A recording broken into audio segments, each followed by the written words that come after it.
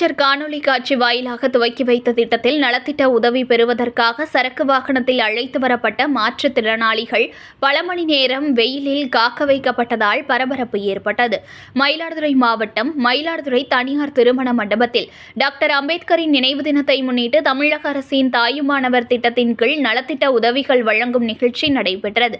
இதனை முன்னிட்டு தனியார் திருமண மண்டபத்தில் நடைபெற்ற நிகழ்ச்சியில் காணொலி காட்சி வாயிலாக முதலமைச்சர் மு.க.ஸ்டாலின் உரையாற்றி நலத்திட்ட உதவிகள் வழங்கும் பணிகளை துவக்கி வைத்தார். மயிலாடுதுறையில் மாவட்ட ஆட்சியர் ஸ்ரீகாந்த் தலைமையில் நடைபெற்ற நிகழ்ச்சியில் தமிழக அமைச்சர் மெய்யநாதன், சட்டமன்ற உறுப்பினர்கள் நிவேதா முருகன், ராஜ்குமார், பன்னீர் ஆகியோர் பங்கேற்றனர். நிகழ்ச்சி காலை 10 மணிக்கு மேல் ஆரம்பிக்கப்பட்ட நிலையில் மாவட்டம் முழுவதும் இருந்து நலத்திட்ட உதவிகள் பெறுவதற்காக பயனாளிகள் அழைத்து வரப்பட்டனர். மாற்றுத்திறனாளிகள் சரக்கு வாகனம் மூலம் அழைத்து வரப்பட்ட நிலையில் காலை 9 மணி முதல் நிகழ்ச்சி நிறைவடைந்த 12 மணி வரை மண்டபத்திற்கு வெளியே வெயிலில் காக்க வைக்கப்பட்டனர்.